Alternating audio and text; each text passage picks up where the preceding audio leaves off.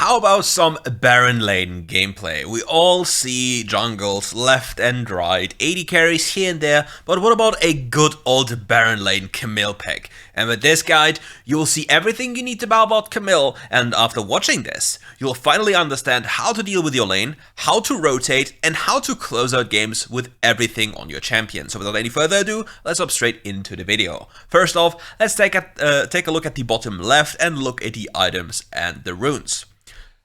Utilizing the fleet footwork to make sure we get some extra sustain and movement speed. Bone plating against Renekton because he's a combo-centric champion. And obviously having Demolish. Here you see a quickly enforced trade, making sure to utilize the shielding as good as possible, the healing as well, and then just backing off instantly. In those quick skirmishes, using your first ability and its reset is really helpful to not get completely stomped. The biggest issue against Renekton is his presence in early stages, depending on your champion. Alternatively, you could have also started with your second ability, but the issue is, if you do so, you'll mess up the wave, and if the Renekton pays close attention to it, you will be punished severely. We also know for a fact that the Renekton now skilled his first ability and his third ability, so only on level 3 he is a big issue. So once he hit level 3, we are not allowed to step up and get too close without our passive shield. You see what happens? He immediately flashes onto the Camille with a second ability, and it would have been a very easy kill if she didn't flash instantly. And this is exactly what I was talking about. And now because the Renekton utilized all his spells earlier, the Camille spots her chance, jumps in, and goes in for a quick kill. Now with this, the lane is actually playable. Rather curious to see is the boots of dynamism here, the armor pen boots in the pre-selector, but I'm pretty certain he will just rush plated steel caps. It's also an interesting approach to see him go longsword.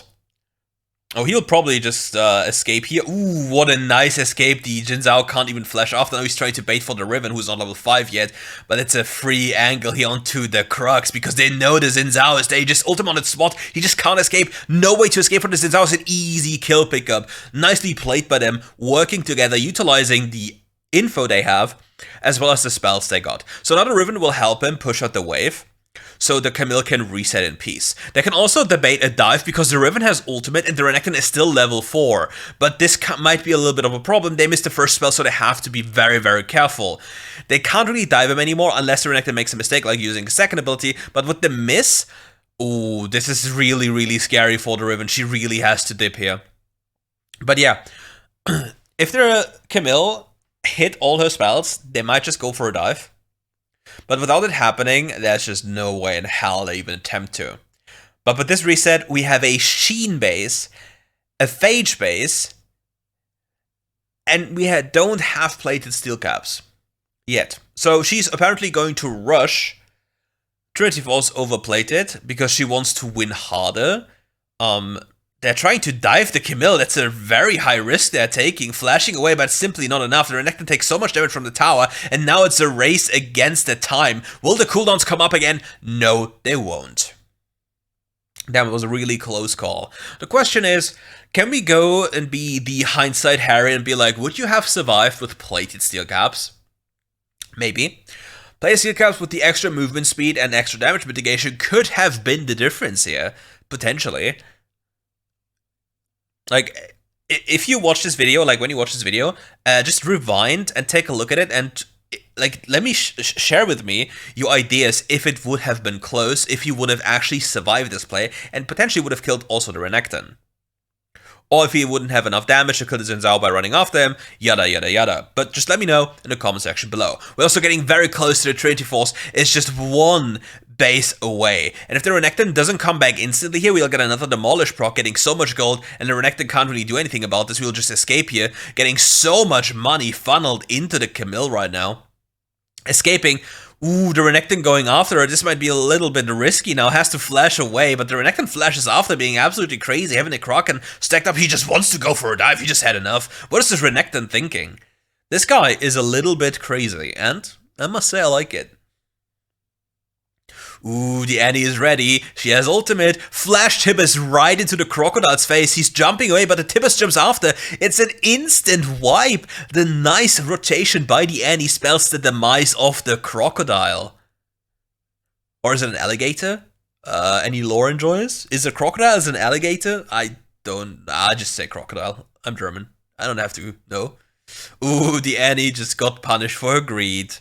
But now the Camille finally has her Trinity Force spike, as well as getting closer to plate the steel caps after this, making it more difficult for Renekton to get anything done. Renekton is already having plated steel caps, as well as building towards Cleaver. Usually, the most damage build for Renekton is Blame the Rune King, because his second ability, if Fury is stacked, applies it 3 times. So if you auto-attack cancel it into your second ability, you apply it 4 times in an instant.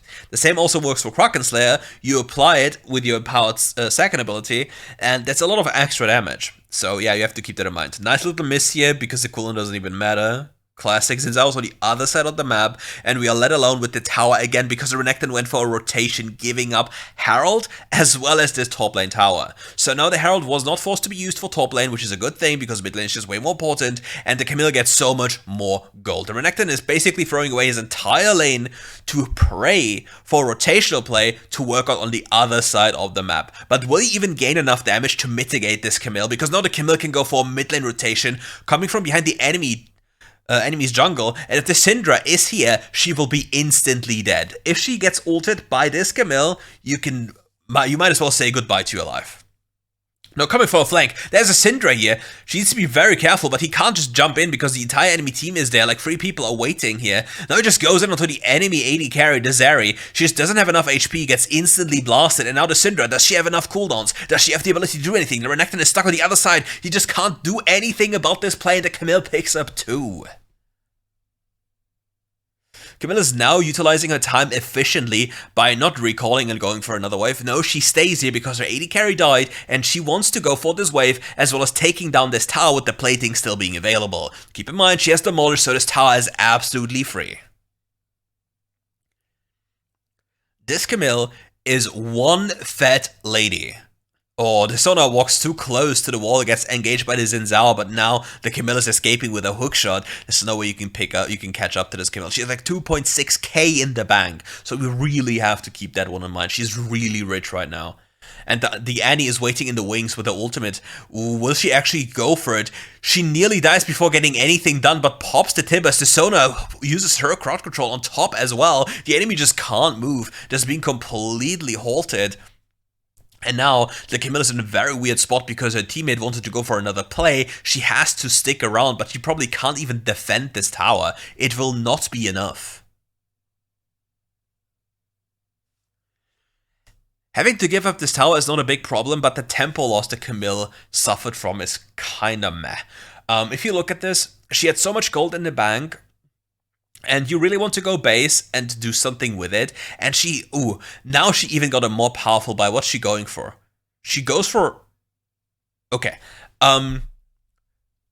This combo is quite insane. Like, all of you have seen it many times. Using your ultimate will almost guarantee that you will hit the meteor unless the enemy champion has any way to go into stasis or any type of other immunity effect.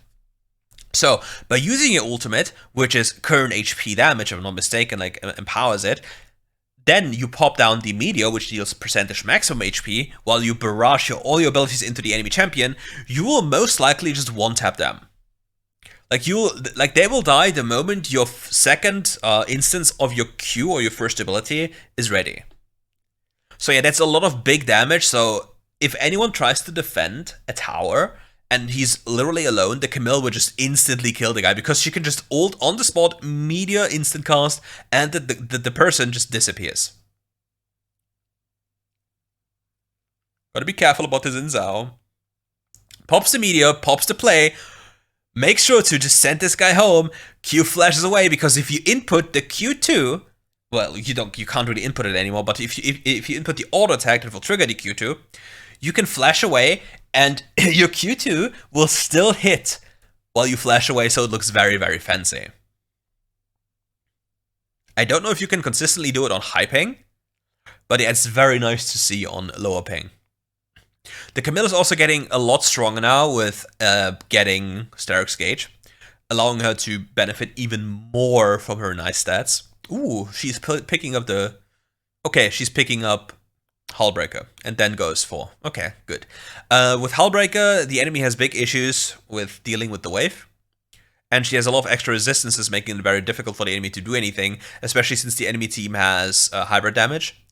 So this one will help a lot if she splits and enemies are collapsing on her.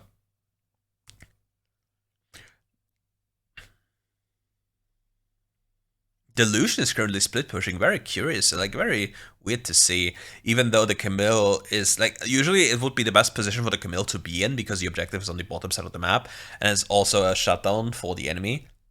So yeah.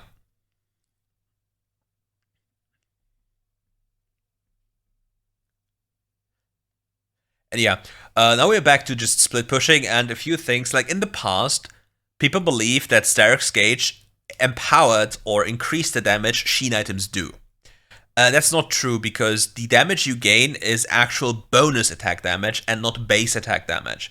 And even though it might be written differently or was written differently in the past, if you went into the practice tool and actually tested it, you would see that the Spellblade is not increased. Which is kind of sad because, well, technically it's not kind of sad because it would have been absolutely broken. But yeah, the Camille, with the ultimate being available, has the option to just locate a target and make sure this one disappears unless it has stasis. And even if they have stasis, considering the team we are facing or having, it might be very difficult for the enemy to survive. But I'm very curious to see why the Camille is continuously running down the lane where there's super minions. I'd much rather have her deny, like, top lane waves and then transition towards the bottom side when Nasher is available. Because right now, the enemy is not really forced to trade something because Nasher isn't available yet. So we are just wasting time. I don't think it achieves much. Like, if this was the case when Nasher is available, then it achieves something. But right now, it did not do too much. But Riven is now also splitting in the side lane, and his team is getting engaged on in the mid lane, like the Annie got caught. So now, they can't really do too much. He can go for a quick few trades here, because he can always escape with the power of his hookshot, places down the ult, places down the meteor, sends his Renekton back into his home, and then the Lucian jumps around the corner, kills the Syndra, and this game looks like it's about to be wrapped up because the enemy made few key signature mistakes. Apparently, Baron Nashor isn't even needed. It's completely unnecessary as it seems, and the Camille is getting stronger and stronger. She has to reset soon though because her resources are getting drained. And his team really wants to set up Nashor now, and now they're pillaging the enemy jungle. Whenever there's no play possible anymore in the enemy on the enemy side, like taking those structures, please do yourself a favor and pillage the enemy jungle. You want to deny them as many resources as possible and not give them anything. And now the Camille has the completion of Starrick's Gauge, and after this, in this case, he's going to build Blood Rune King, but you can basically build whatever you want. Just the attack speed is very nice, and especially if you are not going for Divine Sunderer, you might lack a bit sustain, so this is quite nice to have.